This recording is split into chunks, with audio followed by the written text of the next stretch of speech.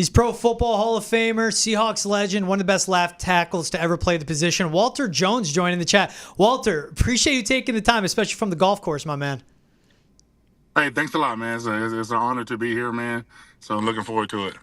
Walter, so we want to start off with you're someone that's around the Seahawks facilities and the buildings and the team so much. What have been your early impressions of Mike Macdonald as he is into his first season leading that franchise? I think he's doing a great thing. I think, with his age, I think this is where the league is going. Everybody's trying to find the new thing. So I think with him, he's young. I think he understands what these guys want. You have to understand these younger kids, this younger generation, and I think he does a great job of that. And I think, he's bringing his own what we call here, and I think guys are filling in. But after the first game, you kind of see that it's going to be all about defense, and that definitely was showing on Sunday. Walter, from last week's game, some of the Patriots fans here out in New England were watching the Patriots play the Bengals. They probably didn't watch the Seahawks play the Broncos. What was your one takeaway for New England, people here in New England? What was your one takeaway for what they should know about that game?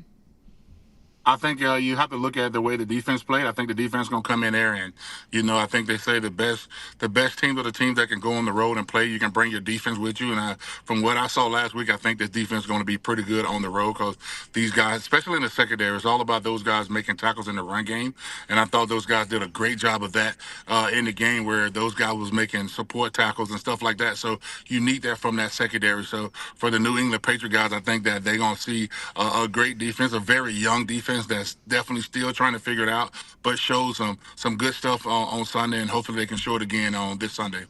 Yeah, we saw a lot of those guys in secondary. Devin Witherspoon, Justin Love coming up and making plays for Mike Macdonald. But, Walter, what you have to love, I bet, about the Seahawks team is that Mike Macdonald comes in, defensive mindset, and goes to his new OC, Ryan Grubb, and going, we're running the ball. What stands out to you about this offensive line as they're paving ways for Kenneth Walker and Zach Charbonnet? I think they're doing a great job. I think the game this week started a little slow, but I think everything got started there in the second half there where they kind of went into the no huddle. I think that the defense was kind of like confusing those guys. So I think a lot of times when you get to that point, what you have to do is kind of speed the tempo up. And once you do that, now you can kind of get the defense set. So once the defense got set, I thought that now they can start calling plays. And I think anytime you get Kenneth Walker to keep him involved in the game, you're going to have success. And you saw that in the second half.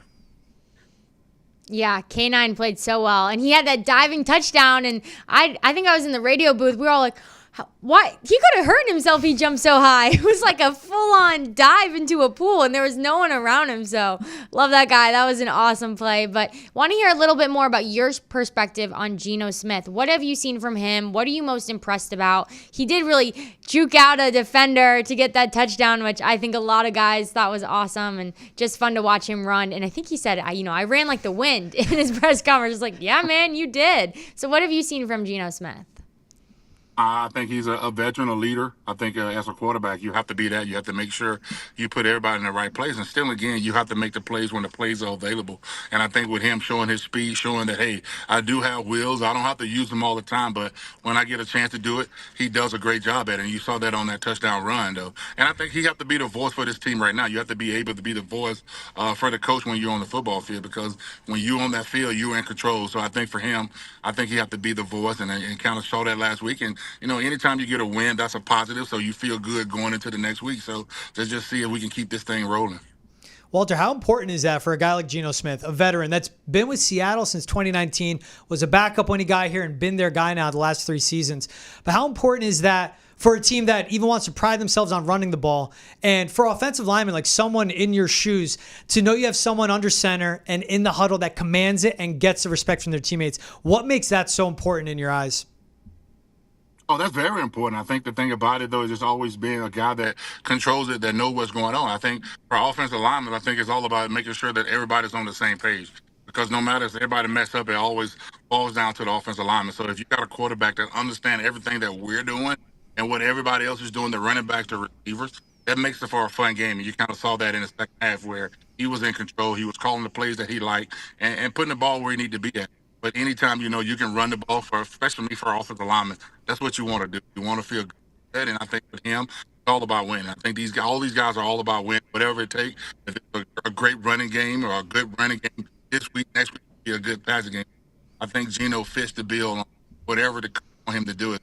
Throw the ball 30 times, he can do that. If he want to hand the ball off. Walter, I have two questions for you. One, I noticed you have a ring on. Can we see your ring? That's our first question.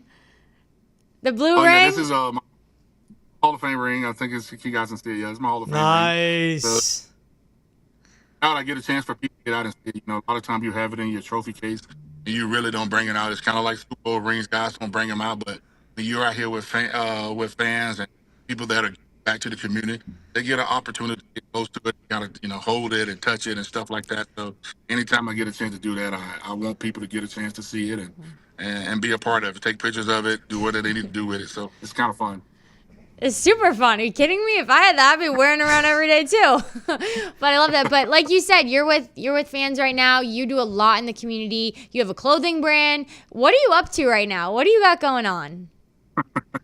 Right now, I'm like it started the season. Like I say, I do like you said that I do a post game show called The Fifth Quarter. I'm very into that. I love being part of that. You know what I'm saying? And getting a chance to talk to the guys and asking questions and stuff like that. Like I say, my clothing brand is all about being the best version of yourself. So anytime I wear it, I try to tell people to be the best version. When you step out, you always got to be the best version. So I always tell people to go check out the brand b2edi.com. Best to ever do it.